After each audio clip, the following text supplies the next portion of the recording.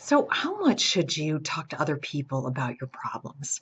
I got a question from a viewer, and I get that because if someone asks how you're doing, you don't want to say, "Oh, yeah, great," when inside you're just feeling terrible. Every single thing is going wrong in your life, and we all have that at some point when nothing seems to be going your way and you just want to talk about it.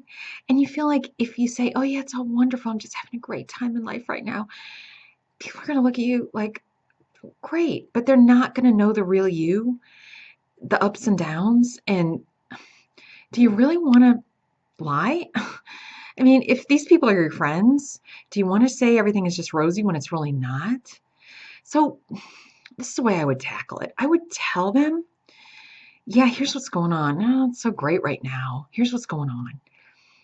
And then if they want to comment and they want to give you some input, which is great because they may not even have a solution to your problem or problems, but just listening, they may have a different perspective or know someone else who's had that same problem. That's why I'm saying share. If you keep it bottled up, it's just going to get worse. But if you talk to people, they can help you. And just talking about it out loud to somebody else helps because you could think of something else that you could do about your problem, or like as someone else could have a different perspective, or just listening and getting it out there really, really helps.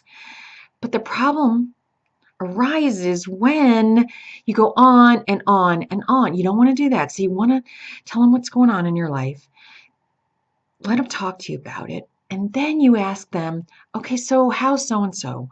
Or what's going on with you? Or did you resolve that one problem you had with so and so? So you know that they've got issues too that they're dealing with, and you're trying to help them as well. And you do care about them and what's going on in their life, and you appreciate that they're trying to help you. So that way, it's not a one-sided friendship. You're getting the help you need, and you're listening to them as well. I think problems develop when you go on and on. They get frustrated because they can't help you. Oh, here she comes again with that one problem. Oh, yeah, that's what I'm going to talk about the whole time. So you don't want to get to that point where people just don't want to be around you. But they also want to share in the good times and the bad times.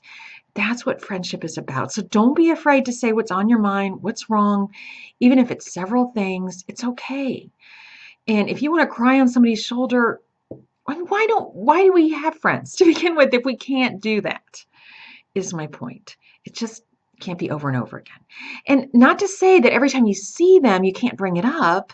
And if things aren't better, don't lie and say, well, they are better. Just say, well, this is what happened. And they'll be like, oh gosh, I hope things get better for you. And that maybe is all you need, a little bit of encouragement. And then again, you change the subject about something with them, something lighter, something fun. So it's not all Debbie Downer, but you get some support. And really, if that doesn't work and things get really bad in your life, don't be afraid to go see a therapist, a really good therapist, because it can help. And remember, don't bottle things up because then your little problems get much, much worse.